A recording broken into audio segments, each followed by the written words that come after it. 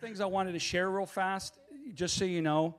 This is where I come from. Angela and I picked this up years ago, and it's the 4 pillars of business that we follow. And it comes down to that, is that you also know where you're at. Is that the first is make money. Whether that's your job, that's investments, that's commissions, it does not matter. It's where you make your active money, wherever you're making your money today. And then you want to get to your money and your assets working for you. That's your rentals, that's notes, commissions, annuities. I do not care. That is something where your money is working for you when you're sleeping. That's the idea. And then down the road, after that's going on, you want to start thinking about protect what you have. And then teach and help others. Those are the 4 pillars that we really follow that we deal with. And we're always working on number 2 to make that better, et cetera. Always working on insurances, or structures to make number 3 better. But when you're brand new or you're newer and you're like, well, do I need to form an LLC and do I need to, don't worry about that. You got to do it in Wyoming, don't you? Yeah. Don't get caught up in spending all your time worrying about things that do not get you in front of a seller. That's where we're going tonight. See my shirt? I have this on my wall. Some of you seen it. I've had it on my wall for about the first 7 or 8 years of my business. I wrote it out in marker and built a business on that. It says, get off your butt and go do something. It's okay. Just have an out, have an out, and you'll be good. We'll talk more about it. Beautiful. No, what I wanted to add is I needed to eat. So it was really easy for me to freaking get out and just go. Yeah. See? I'm naturally lazy. Yeah. Well, I mean, I'm either like lazy or I'm like got 1,900 things going on at one time. Well, yeah. I'm sometimes too lazy to think, though. So, all right, look, here's the bottom line. Everything we're going to talk about, everything Rich said, it comes down to this. The sooner you get, the faster you meet the seller, the faster you sit down, the faster you sit at the table or get them on the phone, either or, the faster you're there, the faster and sooner you can make an offer, the more deals you're going to get. Everything else is noise. It does not matter. We're doing AI to do this. We're doing direct mailer. We're gonna make phone calls. We're gonna go ahead and do this pay-per-click thing. Does not matter. We created this website. I just paid $5,000 for this website to do the thing. It does not matter. Everything comes down to how the sooner you get in front of a seller, the sooner you are talking to them, either on the phone, email, or at the table or at the door. Oh, I love at the table, the kitchen table I'm talking about. Yes, take the water from them, sit down, take your shoes off. Yes. I'm serious right now. Yes. Take your shoes off. We'll get into those. Okay? Yeah. Because you're going to be there a while. Yeah. And you better have that attitude. Right. You're going to be there a while. So just today, a new Finnish contractor that I have, he starts telling me about a friend of his who wants to move to Arizona. So what am I saying? Hey, I got $5,000 for you, but I have to get a meeting with the seller, and I have to do it in the next couple of days. And because my business is dead if I'm not talking to sellers. Right. So just understand that again, the faster you meet the seller, the faster you're on the phone, the faster you're at the table, the sooner you're going to be able to get things done. All right. Everything else is just noise. Doesn't matter what we do. Even my website? Even a website. Now, I don't know if any of you ever had analysis paralysis. I'm not really sure what to do because now they're talking to do this, and everyone's talking to do this. Remember a little while ago, if you watch social media, everything was about buying Airbnbs. Everything. Right? Yeah, and now what's happening? There's some Airbnb guys struggling. There's still some doing well, absolutely, don't get me wrong. Just making a point that some things are chasing different deals and strategies and the shiny object syndrome. What we're talking about things that are just about today, tomorrow, the next day. And what Rich talked about last week, let me just do this and I'll get to you. This is what he went over last week. Basically 6 steps. Take some action, idea market, drive it, add 500 doors, look it up, skip trace, or door knock. Skip trace and call or door knock. It really came down to that. That was more or less what he went over. And he could have just sat down after that. But a lot of people still don't do it. Why is that? They just don't. Either your why is not enough, your reasoning's not enough. Everything comes down to that. Yeah, Jim, you want? No, everything comes down to that, and if you do those steps properly, I was thinking about Airbnbs when we were just talking about them, because the people that purchase the Airbnbs properly, the people that actually went through the process and found a distressed deal or found something that they bought it right, I see a lot of those people being safe. The ones that were like, oh, I got to have this location because it's right over here, and there's 6,000 nurses right around the corner. They overpay, they're dead. So and there is a lot of they're doing the proper analysis and doing some. We have friends that have stuff around and they're doing well. And they were before 500 other people did the same thing in the same neighborhood. Okay, and the only thing what I meant by that is for a while, a lot of you, how many of you were toying with or did? It's okay if you did because I have friends who do Airbnb. How many of you were toying with opening an Airbnb or short-term rental? Yeah. And that's the thing, is a lot of it, it's like, hey, that's what's going, am I missing out? So understand that, we do that. Right now, how many are seeing mobile home parks, multifamily, RV parks, right? That's a big thing right now again. It's like, again, shiny object syndrome. There can be great deals. We had someone at lunch yesterday talking about, they were in negotiation on 2 different mobile home parks. Great, nothing wrong with them. But that's their business. That's their strategy, is actually what they work. I'm just saying we're going to go ahead and teach some basic ideas, basic concepts of what to do and what you can do now. Not just, Rich pointed out, for the next 30 days. Do this and go out there and get the deals. And go out there and take some action. We're going to do that also. What about the next week and the next week and the next week? Yeah. Well, no, I mean, it sounds complicated, it sounds difficult, but that's really all it is. You guys, like, I was talking with my friend Jeff back there. He was talking about 1,600 houses that San Bernardino just opened up that are the tax sale properties. Today, yeah. Okay, so that's 1,600 potential sellers that are out there, which I got something planned around that we'll identify later. But the point is that there's people out there, just like we're out here, we're in this group right now talking about, hey, how can we find willing sellers? Believe me, there's a wife and a husband meeting with the brother-in-law or the cousin or a realtor friend tonight saying, God, I just got to get rid of this thing. I can't afford it. It's $300 a month negative cash flow, or I owe $18,000 in back taxes. I'm never going to get rid of it. They're going to sell it out from underneath me. What do I do? And we're too secretive about what we do. We're secret agents. We should be in their face. They should just know to call us. Well, that goes to the stop being a secret agent, all right? How many of you, all your friends know what you do, or the majority of them? Honestly, raise your hands, answer this. If not, I'm going to start calling on people, all right? Anyone not raising their hand, you're being a secret agent. Yeah. Everyone should be doing that. Should at least let your friends should know what you're doing. But look, whether we're talking about 6 steps, 10 steps, 22 steps, it does not matter. It all comes down to either you're in front of a seller or you're not. Either you're on the phone or you're not. Okay. And if you're not, you might as well go to the beach. Well, no, it's right. But the idea is, what we're talking about is that there's some things you can do, and it's really about taking action, and he talked about that. So this is the part we want to get. Just stop thinking about it. Just start doing it. And you go, what's doing it? Well, we're going to talk about it.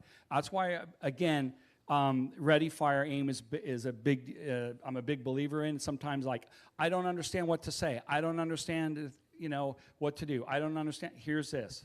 All right, we're going to go over a couple of those things to do, and any questions after that, you can call Jim, you can call Rich, you can call me. A bunch of people in this room are going to say, call me. They're going to hand you your card tonight. All right, you don't need to be perfect. It's taking action. And imperfect action, all right? Imperfect action will always beat the perfect plan that hasn't been started yet. Yeah, okay? and that's what I was going to say is all you would probably do is watch us screw it up, okay? Because that's just usually what happens. So okay? we're going to talk about let's go with that. We don't care if we make a mistake. You know why? Because there's another deal. There's another thing. If I I've had it where I've tried to do something I couldn't get. I screwed up with the seller, and I've given it to a friend, or I had Rich call, or I had Charlie call, where I lost the deal. I'd lost the ball. I dropped it. Whatever. It didn't work out, and I gave it to someone else and said, "Hey, see what you can do." All right. Don't worry about making mistakes. But get this out. That's an abundant life. That's an abundant thought, though. That's a head who's like, I got another one. I got another one. Right. You There gotta- always is. All right. So let's go with this. Is you got to decide where you're at. I do want to get an idea because I think if you know where you're at, you're going to have a better place of where you're going to start. And you have to decide. This is we talk about this: dreamer, starter, estate builder, and ender. By the way, I played a lot with AI on this, so there's We could be a couldn't couple tell. things. Yeah, we couldn't tell. I actually do like the number 4 being a harvester. I actually like that. Pete calls it a spender. Ender or a spender, but a harvester, something Chad Carson talks about. You're basically really enjoying the fruits of your labor. You're such a farm boy. I didn't know it. The idea is if you're just thinking about you're here, you're like, hey, you might have done a deal. You might have inherited a property and you got through it. Maybe you made some money and you're like, all right, but how do I do this? I stumbled upon it. Or you're starting and you're out there doing deals. You're doing a couple things, but you're just really getting going. You might have done a couple things. We spent, I think, 12 years, 15 years at Estate Builder, which is just, you're out there doing deals. You're buying properties, you're buying rentals, you're flipping, you're Airbnb, you're buying your parks, whatever you're doing, you're out there doing it. Everything we talk about, or you're at the end of your career and you're here because you like to hang around with us, all right? That's okay. You like to share your knowledge. All right, there's some people in this room that do not need to do this, and they're here because they like you, they like me, they like us, and they also like to do a deal now and then. All right, and so there are here. So you have one of the things is that each of you will take this info. It's a little bit different because if you're in the beginning, you're hungry because you need to eat. You're going to be a little bit more aggressive than someone that not hungry. I don't have to do this or not. I could just as easily be at Chipotle right now eating and reading a nice book, right? Right? We're here because one thing, I love to teach, I love to help people, and I love to do deals. And I also love my grandkids and to ride motorcycles, and I love traveling with my wife, right? Yeah, but it feels so good when you, like I think of our good friend Jeff. Like Jeff, like for months, for years, you were like, hey, I got to do a deal. And how you've done 3 or 4 transactions in the last... But his first deal, he did all by himself. Yeah. And he did. And you made how much? $75? Yeah. Good job. Yeah. $75,000, and you watched mostly for 2 years, 3 years, and asked a billion questions. Hats off to you. Literally, hats off to you, my friend. Okay. Good job, Jeff. All Good right. job. Seriously. It does not matter. You're on your own competing against yourselves, not me. Jim talks about you watched for many years on the sidelines. 20 years. I did a lot of things slow and stupid because that's just how I did it. Everyone's different. You're not in any competition with anyone else except you, okay? But understand, if you're brand new and you're just getting started, you might be like this. I don't know what to do. There's so much. There's all these strategies. How do I do it? I'm not going to read those all, but they're there.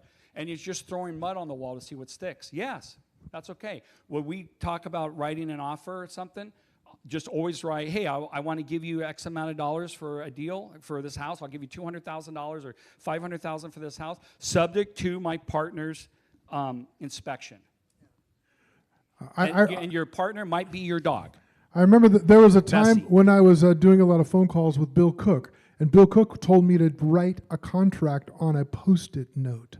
Hello, okay? So how many offers can I make in one day? How many doors can I knock on in one day?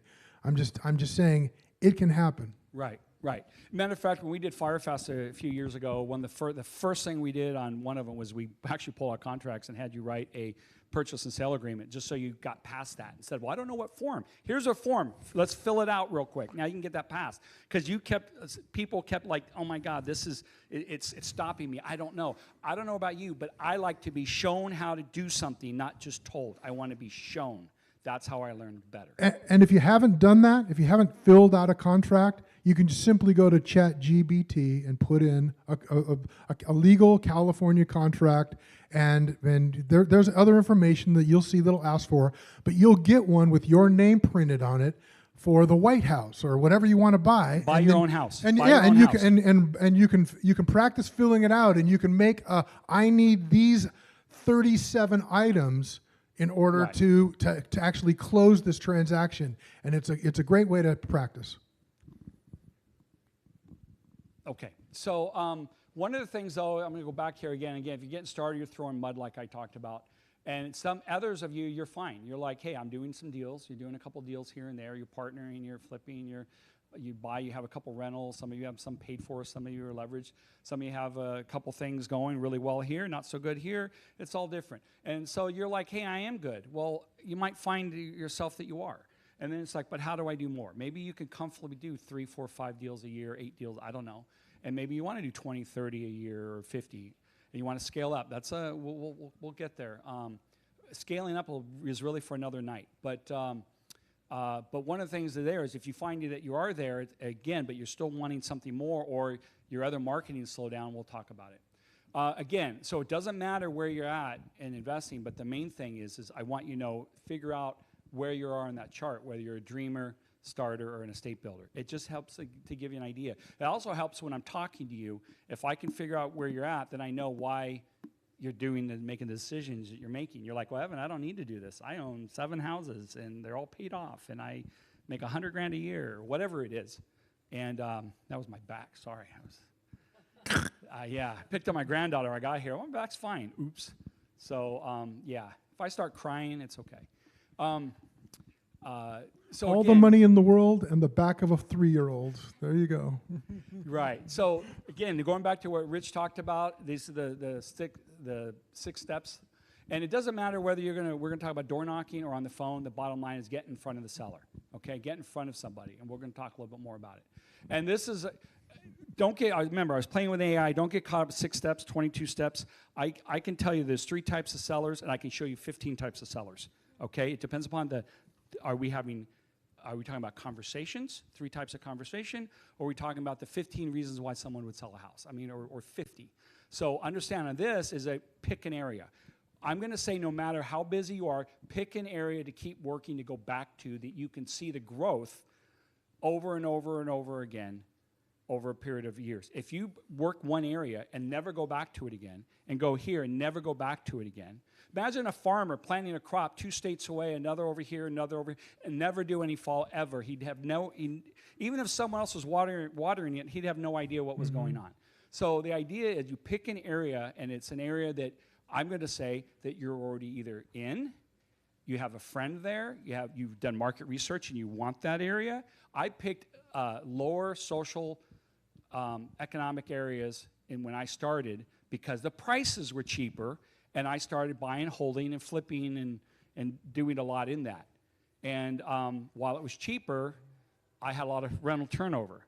So, but I liked the price points, okay? And I like those people too, because a lot of their problems are less like first world like problems that The are real world problems. Yeah, they are. They're real world problems that we can take care of. That you know, that's really the only thing we've done is we've just gotten good at solving these Solve problems. How can I pay for my taxes? How can I fix my car? How can I do all those things? Like I got a Visa card that'll do all those things. So right. Well, look. So one of the things is pick an area, and the reason why is that again, you want to any work you want to do. How many of you would like to do the work once and get paid again and again and again? Sorry. Okay. The main reason why, if you talk about, I know because I was over there. The main thing I was talking about with that is if you start farming an area, you agents, you know this, is that regardless if Southern California, you're running around doing things, pick an area, a local neighborhood. We'll get into that a little bit, and then you can start working that area. Then in there is drive it. I'm going to say drive. You might want to pull a list. That's okay. I did for years. Pull absentee owner, tired landlord, 60% equity, all these things. Sure, you could pull the list, but make sure you also drove by those houses. The reason why I'm going to say that is you're going to identify, you can't see on the computer, you're going to see the 18 houses with tarps on the roof, with cars on blocks, and with the house leaning over. You will not see that on the list.